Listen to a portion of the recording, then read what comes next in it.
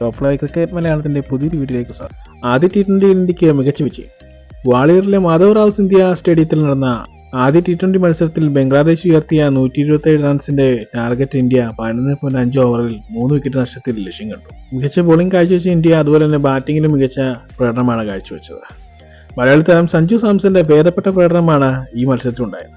ശ്രീലങ്കൻ പര്യടനത്തിൽ പ്രകടനം മോശമായിരുന്നെങ്കിലും അതിന്റെ ഭാഗമായി ആശങ്കകളേറെ ഉണ്ടായിരുന്നു. ഓപ്പണർ ഇറങ്ങിയ സഞ്ജു സാംസൺ മികച്ച പ്രകടനമാണ് കാഴ്ചവെച്ചത്. 19 പന്തിൽ 29 റൺസ് നേടി 152 സ്ട്രൈക്ക് റേറ്റിലാണ് താരം കളിച്ചത്.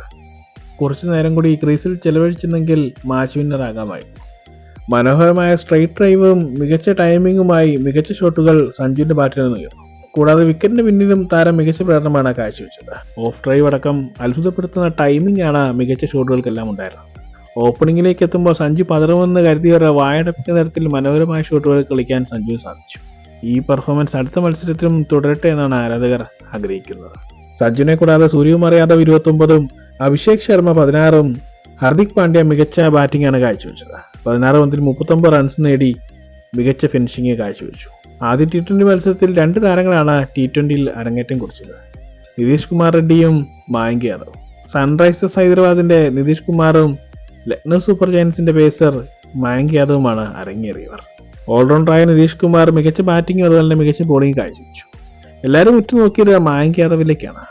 മികച്ച ബോളിംഗ് കാഴ്ചവെച്ച മായങ്ക് യാദവ് നിലവിൽ 145-150 എറിയാൻ താരത്തിന് സാധിച്ചു. രണ്ടുപേരും അവസാന IPL മികച്ച പ്രകടനം കാഴ്ചവെച്ചാണ് ഇന്ത്യൻ ടീമിലേക്ക് സ്ഥാനം നേടാൻ ഇടയായത്. അരങ്ങേറ്റ മത്സരത്തിൽ ആദ്യ ഓവർ വീടനാക്കുന്ന 3ാമത്തെ ഇന്ത്യൻ താരമായി മായങ്ക് യാദവ് റെക്കോർഡിട്ടു. വരും മത്സരങ്ങളിൽ മികച്ച പ്രകടനങ്ങൾ ഈ താരങ്ങൾ കാഴ്ചവെക്കുമെന്നത് ഉറപ്പാണ്. ഇത്തരം ക്രിക്കറ്റ് വാർത്തകൾക്കായി ഈ ചാനൽ സബ്സ്ക്രൈബ് ചെയ്യുക.